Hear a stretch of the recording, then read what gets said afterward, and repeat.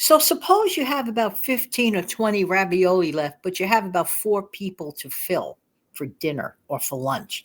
You can't just give them four little ravioli, no. But here's what you could do. If you have a handful of ground beef crumbles already cooked, you could throw that in a pot.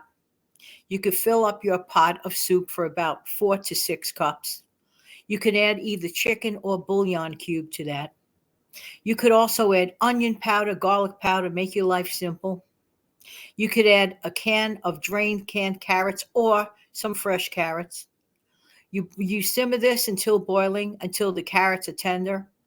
Everything is cooked. But on the side, oh, wait, this is important. I forgot to mention 1 can of tomato sauce. Add that to it. Very important. You may want to add some basil if you wish. Okay. So you let that simmer along. In another pan, you boil up some frozen. I'm not sure about how this would work with canned ravioli. I haven't tried it that way. Boil up some frozen ravioli. You could boil that up partially, like if it calls for 8 minutes, boil it up for 4 minutes.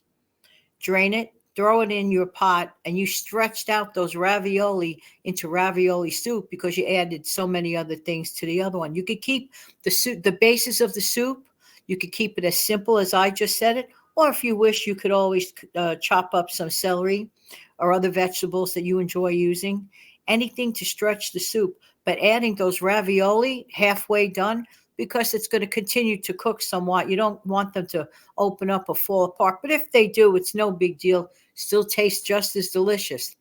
If you wish, you could sprinkle some Parmesan cheese or some black pepper with it, whatever you like in a bowl. You just had a great way of not wasting those 15 ravioli on four people. If they're the small type of ravioli, 15 large ravioli, you could do that too. You could still try the soup too. And if you don't have ravioli, you could certainly use lasagna noodles.